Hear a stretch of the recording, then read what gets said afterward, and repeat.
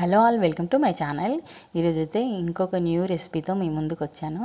ఇవైతే పనసకాయ గింజలు చాలా హెల్దీ అని చెప్పి విన్నా. సరేలే మంచిగా పిల్లలకి చేసి పెడదాం, ఎప్పుడు అవుట్ సైడ్ ఫుడ్ అన్నట్టు అవాయిడ్ చేయడానికి, అందులోనూ ఇంట్లో అయినా కూడా రెగ్యులర్గా ఇచ్చేవి కాకుండా అవైలబుల్గా ఉన్నవి హెల్తీగా కూడా పెట్టచ్చు కదా అని చెప్పి పనసకాయ గింజలను అయితే మంచిగా వాష్ చేసుకొని ఇలాగా చిప్స్కి ఇలాగా అయితే మంచిగా కట్ చేసుకొని పెట్టుకున్నాను.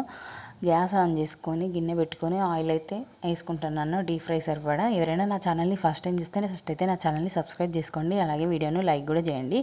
ఇలా సన్నగా ఎందుకు కట్ చేశానంటే తొందరగా మంచిగా ఫ్రై అవుతాయి అని చెప్పి. ఇలా ఆయిల్ వేడైందా లేదా చూసుకొని ఒక గుప్పెడు తీసి అయితే వేస్తున్నాను. వీటిని మెల్లగా మంటని లో ఫ్లేమ్లో పెట్టి మాత్రమే ఇలా రోస్ట్ చేసుకోవాలి. చూడండి ఎంత బాగున్నాయో.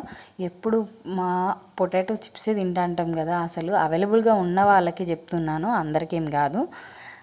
చూడండి ఎంత మంచి హెల్తీ ఫుడ్ని ఏ రూపంలోనైనా తీసుకోవచ్చు. నేను మా పిల్లల కోసం అయితే ఇలా అయితే ప్రిపేర్ చేసి ఇస్తున్నాను. ఇందులో లైట్గా సాల్ట్ ఇస్తున్నాను, వేరే ఏమి యాడ్ చేయట్లేదు. చాలా ఈజీగా సింపుల్గా టేస్టీగా ఉండే healthy recipe. Thank you for watching my channel. Please do subscribe my channel.